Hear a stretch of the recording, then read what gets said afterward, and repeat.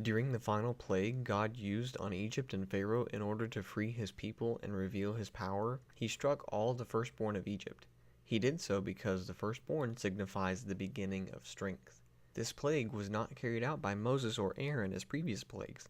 God himself came down to the land of Egypt at night and executed his judgment. From men to beasts, all the firstborn in Egypt became the target. He did this in order to save his firstborn, Israel.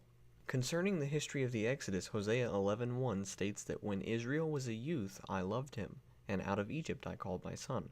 But what is mysterious is that Matthew 2:14 through 15 depicts the calling of Jesus from Egypt as fulfillment of Hosea 11:1.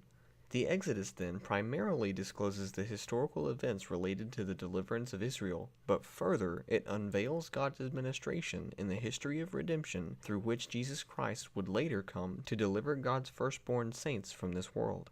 Today we're going to continue a series of videos on the Exodus and pick up where we left off last time after Pharaoh had commanded Israel to leave Egypt on the 15th day of Nisan in 1446 BC.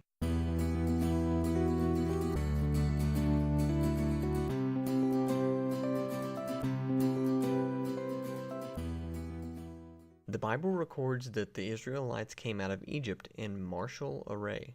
Israel did not come out of Egypt crowding each other or fleeing in chaos as if a mob of escaping slaves. Instead, they marched out in orderly ranks. They were not fugitives, but rather an army of God that believed in God's promise and marched out with dignity. Let's read Isaiah 52:12. But you will not go out in haste, nor will you go as fugitives, for the Lord will go before you, and the God of Israel will be your rear guard.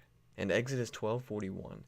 And it came to pass at the end of 430 years, on that very same day, it came to pass that all the armies of the Lord went out from the land of Egypt.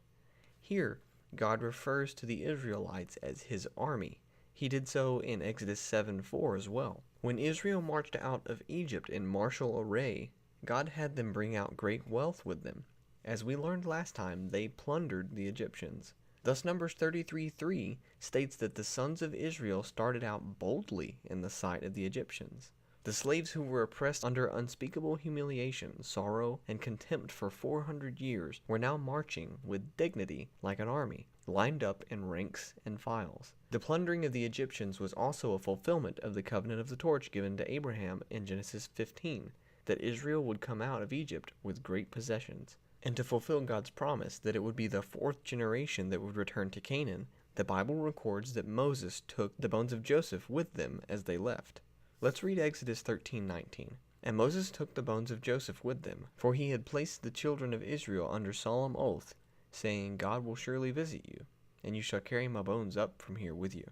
However, this act was more than Moses simply committing to carry out Joseph's request. It was a result of his own faith and his sense of duty regarding the fulfillment of the covenant.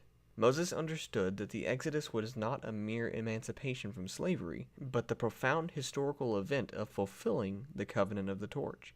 Since Joseph was a high official in the 12th dynasty, he had been preserved as a mummy. The Hebrew word for coffin in Genesis 50:26 is aron, the same word later used for the ark.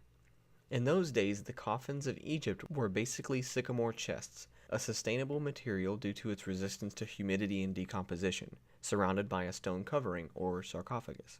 That means that it would have probably weighed a lot, and taken several people to carry it with extreme care. The Encyclopedia Judaica states that during the 40 years wandering in the wilderness, the coffin was carried next to the Ark of the Covenant. The ark itself will come into the story later on after Israel camps at the base of Mount Sinai, so until then it can be assumed that the coffin of Joseph led the way to Canaan as Israel followed, marching in martial array.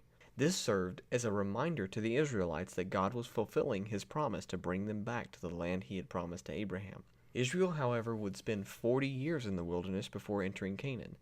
This time was a period of discipline so that they would be able to live as God's own people by the time they conquered Canaan, but also was a period of punishment for their sin of grumbling against God and refusing to enter Canaan because of their unbelief that they could conquer Canaan during the event at Rithmah. But I'm getting ahead of myself.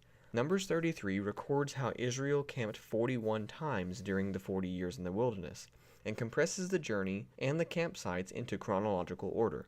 The Israelites camped 42 times, From Sukkoth, the first camp following the Exodus, to Gilgal, the final campsite upon entering Canaan. The wilderness route through the 42 campsites can be divided into 5 general sections: the journey from Ramses to the wilderness of Sinai, the journey from Sinai to Rithmah or Kadesh Barnea, from Rithmah around back to Kadesh, from Kadesh to the brook Zered, and crossing the brook Zered to Gilgal. According to Numbers 33:3, the Israelites embarked on the Exodus journey from Ramses. There were 3 main routes to Canaan from Egypt in those days. The first route was called the Sea Road. In the Bible, this route is called the Way of the Land of the Philistines. This road followed the coastline from the Mediterranean Sea through the cities of the Philistines, such as Gaza. It would have been the shortest route to Canaan and would take about a 10-day journey. God, however, led the Israelites around by the wilderness of the Red Sea, preventing them from taking that road. Let's read Exodus 13:17-18. Then it came to pass, when Pharaoh had let the people go, that God did not lead them by the way of the land of the Philistines, although that was near. For God said, lest perhaps the people change their mind when they see war, and return to Egypt. So God led the people around by the way of the wilderness of the Red Sea, and the children of Israel went up in orderly ranks out of the land of Egypt. The phrase for led the people around in this verse is sabab in Hebrew, meaning to turn about, to go around, and to surround. From the start, God did not lead them to the nearest way to Canaan, but led them around by the way of the Red Sea, because he knew the people were not ready to fight the inhabitants of the land. The second route was the way of Shur. This route started from the Goshen area, passed through Sukkoth, where Israel would camp the first time, and on through the heart of the wilderness of Shur, leading directly into the center of southern Canaan. Having skipped the first route, the Israelites camping at Sukkoth must have thought that they would wind up taking this route. However, God again led them south to Etham, and did not let them take the way through Shur. Let's read Exodus 13:20. After leaving Sukkoth, they camped at Etham, on the edge of the desert. The third and final route to Canaan was the way through Mount Seir. This road started from On of Egypt through the northern part of the Gulf of Suez, across the central area of the Sinai Peninsula, ending at Ezion-Geber, at the northern tip of the Gulf of Aqaba. From there, the path would have led north to the King's Highway by the east side of the Jordan River, passing through the plains of Moab, and crossing the Jordan River into Canaan. Setting off from Etham as they headed south toward the Red Sea, the Israelites could have followed this path into Canaan, but once again, God changed their direction and led them to camp before Migdol by the Red Sea. Exodus 14:2 records that God told Moses, "Tell the sons of Israel to turn back and camp before Pi-hahiroth between Migdol and the sea. You shall camp in front of Baal-zephon opposite it by the sea." Turn back in Hebrew in this verse is shub, and has a meaning of to circle around and to return. God commanded the Israelites to turn to a direction opposite from where they were headed. He had them change their direction to head toward the Red Sea. This direction, however, led them to a dead end with no way out. Pharaoh even comments on this in Exodus 14:3. For Pharaoh will say of the sons of Israel, they are wandering aimlessly in the land. The wilderness has shut them in. After learning that Israel had camped before Migdol, having mountains on either side and the Red Sea at their back, Pharaoh determined that they were shut in by the wilderness. He changed his mind and began to chase after them with his army.